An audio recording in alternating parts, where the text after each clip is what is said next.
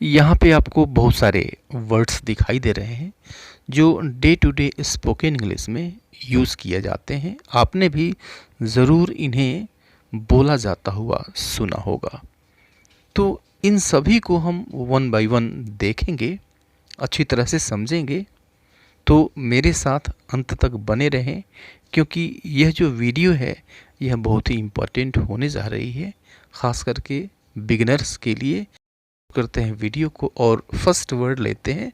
First word है amazingly. Amazingly यह amazing से बना हुआ। अमेजिंगली का अर्थ होता है आश्चर्यजनक रूप से, राइट। सेंटेंस के पहले यूज़ करते हैं। यहाँ पर जितने भी लिस्टेड वर्ड्स हैं इन सभी को सेंटेंस के पहले यूज़ किया जाता है। तो अब देखिए एग्जाम्पल लीजिए। ज़्यादा आश्चर्य की बात है कि हमें कोई जवाब नहीं मिला, राइट। तो amazingly enough we got no response. Amazingly enough we got no response, यानी ज़्यादा आश्चर्य की बात है, इसका मतलब हुआ अमेजिंगली इनफ। ओके, तो ज़्यादा आश्चर्य की बात है, इसको हम इस तरह भी कह सकते हैं, it is amazing, it is amazing enough, ऐसे भी कह सकते हैं, या फिर अमेजिंगली इनफ, दोनों तरह से कह सकते हैं।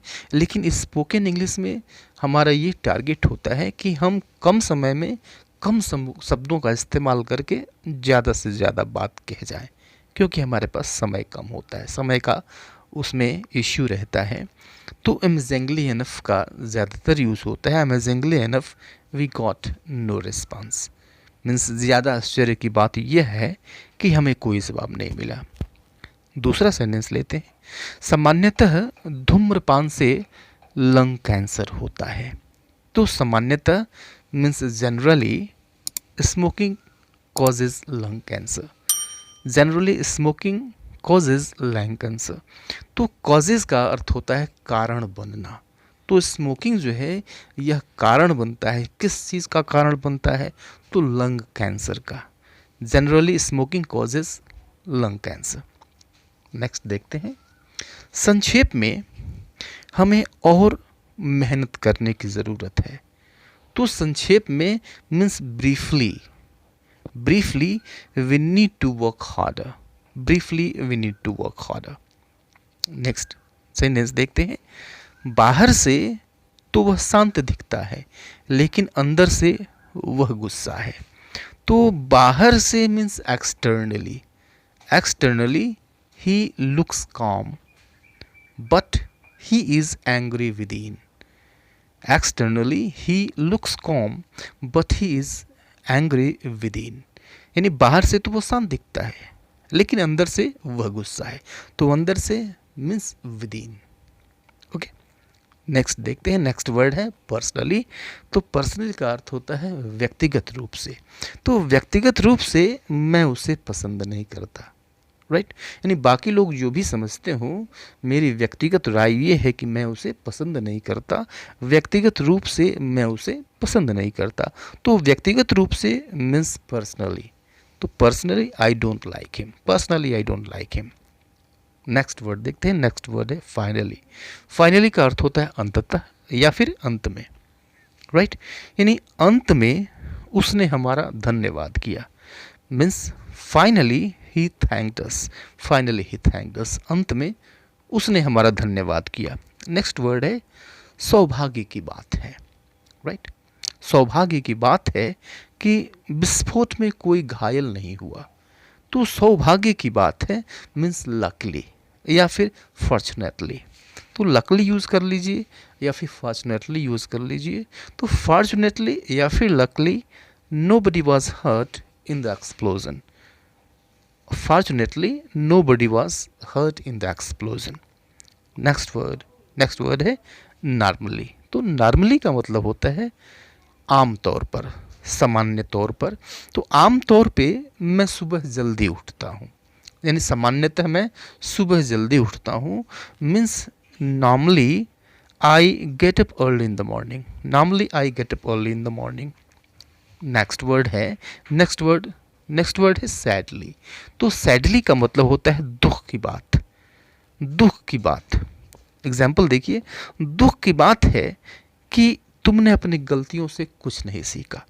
तो दुख की बात है, इसके लिए हम यूज़ करते हैं सैडली, या फिर ऐसे भी कह सकते हैं इट इज़ सैड। दोनों में किसी एक का यूज़ कर सकते हैं, लेकिन जैसा कि मैंने पहले बताया कि स्पोकन इंग्लिश में समय और शब्द कम यूज़ किया जाता है, तो उसको ज़्यादा बेहतर माना जाता है। तो sadly you learn nothing from your mistakes, sadly you learn nothing from your mistakes. Next word है स्ट्रेंजली। स्ट्रेंजली मीन्स विचित्र बात है, राइट? विचित्र रूप से, जैसे ज़्यादा विचित्र बात है कि उसने कुछ नहीं कहा, means strangely enough he said nothing, strangely enough he said nothing। okay, next है superficially। तो superficially का अर्थ होता है superficial, superficial मीन्स सतही। तो सतही तौर पर इसको हम कहते हैं इंग्लिश में superficially। तो सतही तौर पर वह एक अच्छा आदमी दिखता है, यानी ऊपर से वह एक अच्छा आदमी दिखता है, इसका मतलब ये हुआ। तो superficially he seems to be a good man, superficially he seems to be a good man, यानी वह एक अच्छा आदमी दिखता है। अब बाद में पता नहीं अंदर से क्या हो। नेक्स्ट वर्ड है not surprisingly.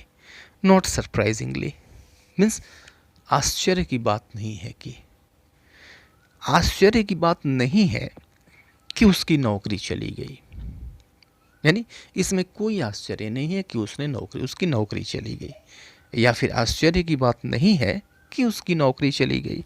Means not surprisingly he lost his job, not surprisingly he lost his job, right? या फिर इसको हम ऐसे भी कह सकते हैं इट इज़ नॉट सरप्राइजिंग। तो आप इट इज़ नॉट सरप्राइजिंग का यूज़ कर लीजिए, या फिर नॉट सरप्राइजिंगली का यूज़ कर लीजिए, दोनों का मतलब एक ही निकलता है, राइट? तो अब कम शब्दों का यूज़ करना है, कम वर्ड्स का यूज़ करना है, तो फिर नॉट सरप्राइजिंगली का यूज़ कर लीजिए। Not surprisingly he lost his job. Next word है broadly speaking. Broadly speaking means मोटा मोटी कहा जाए या फिर मोटे तौर पे कहा जाए तो। एग्जाम्पल देखिए, मोटे तौर पे कहा जाए तो यह आपको 10 लाख का पड़ेगा। तो मोटे तौर पे कहने का मतलब ये है कि लगभग थोड़ा सा इधर या थोड़ा सा उधर। तो मोटे तौर पे कहा जाए तो ये आपको 10 लाख का पड़ेगा। तो broadly speaking it will cost you 10 lakh rupees. Broadly speaking it will cost you 10 lakh rupees. तो ब्रॉडली स्पीकिंग मीन्स मोटे तौर पे कहा जाए तो। Okay, next word practically speaking. Practically speaking यानी व्यवहारिक दृष्टि से कहा जाए तो, या फिर व्यवहारिक दृष्टिकोण से। तो व्यवहारिक दृष्टि से कहा जाए तो यह उचित नहीं है। Means practically speaking it is not proper. Practically speaking it is not proper. Next word honestly speaking. Honestly speaking का अर्थ होता है सच कहूँ तो, या फिर सच कहा जाए तो, या फिर ईमानदारी से कहा जाए तो। ओके, तो ईमानदारी से कहा जाए तो मैं इस सम्मान के योग्य नहीं हूँ, या फिर सच कहूँ तो मैं इस सम्मान के योग्य नहीं हूँ। Means honestly speaking I don't deserve this honour. Honestly speaking I don't deserve this honour. Next word देखिए, ठीक कहें तो यह आपको 10.5 लाख का पड़ेगा। अब ठीक कहें तो ठीक मीन्स एग्जैक्टली होता है। मीन्स एग्जैक्टली स्पीकिंग या फिर स्ट्रिक्टली स्पीकिंग, दोनों का मतलब एक ही है। मतलब ठीक कहें तो एग्जैक्टली स्पीकिंग या फिर स्ट्रिक्टली स्पीकिंग, तो दोनों में किसी का यूज़ कर लीजिए। तो strictly speaking it will cost you 10 lakh and A half. Strictly speaking it will cost you 10 lakh and A half. तो 10.5 लाख, इसको हम ऐसे लिखेंगे 10 लाख एंड हाफ, राइट? तो जो पहले पूरा पार्ट है, राइट, पूरे पार्ट को हम सबसे पहले लिखते हैं और उसके बाद जो हिस्सा होता है उस हिस्से को हम बाद में लिखते हैं। जैसे 5.5 अगर लिखना है तो 5.5 इस तरह से लिखेंगे। 6.5 लिखना हो तो 6.5, ओके। या फिर इसी तरह से अगर 10.5 लिखना हो तो 10.5 इस तरह से लिखते हैं। तो 10.5 lakh 10 lakh and half. Next देखते हैं रफली स्पीकिंग।